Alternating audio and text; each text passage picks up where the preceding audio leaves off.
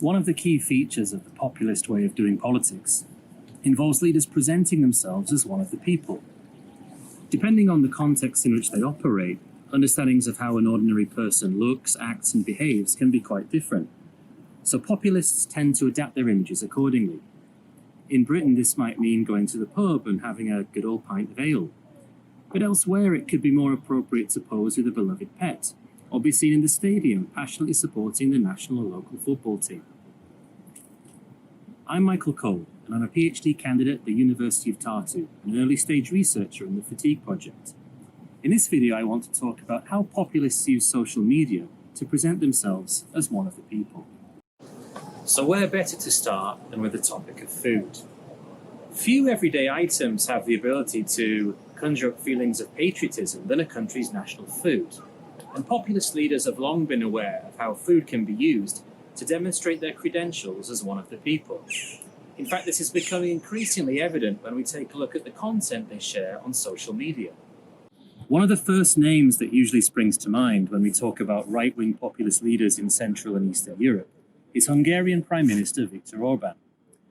Many observers express their alarm at Orban's opportunistic use of the COVID-19 crisis to enhance his personal authority and establish what some describe as the EU's first dictatorship. But on social media site Instagram, Orban was more concerned with asking people to help him decide what to have for lunch.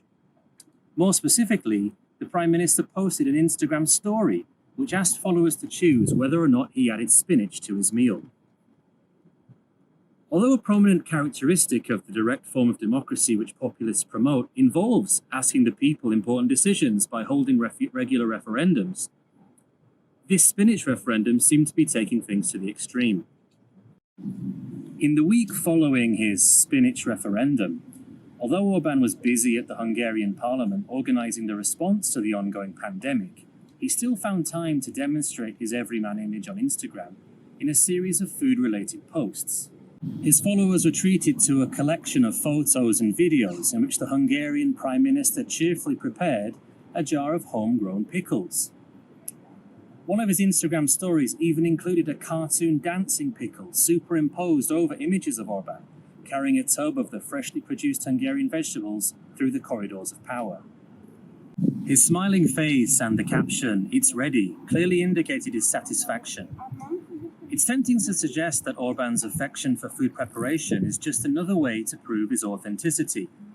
He seems to be saying, sure, I might be running the country, but really, I'm just an ordinary guy, like you. However, he might also have been inspired by a phone conversation with one of his good friends, former Italian Deputy Prime Minister Matteo Salvini. Barely a day goes by without Salvini, who is the leader of the radical right party, the Lega Nord, posting a picture of himself on social media with fresh Italian food products. As Italy struggles to recover from the devastating impact of COVID-19, Salvini uploaded several images to Instagram of himself enjoying locally harvested strawberries.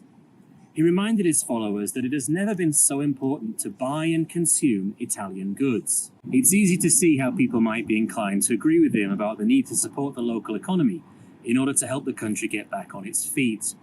But the danger is that agreeing with Salvini about his love for Italian strawberries by liking his Instagram posts also gives increased exposure and legitimacy for his ultra-nationalist rhetoric and policies. If you want to know more about how populist leaders are using food, sports, and pets to create an image of themselves as one of the people, take a look at some of my blog posts, which you can access by following the links attached to this video. If you have any other examples of populist leaders using food to present themselves as ordinary people, or for more information about my research, you can also find me on Twitter, @NotTheMikeCole. And don't forget to follow the Fatigue Project there as well, @PopEurope.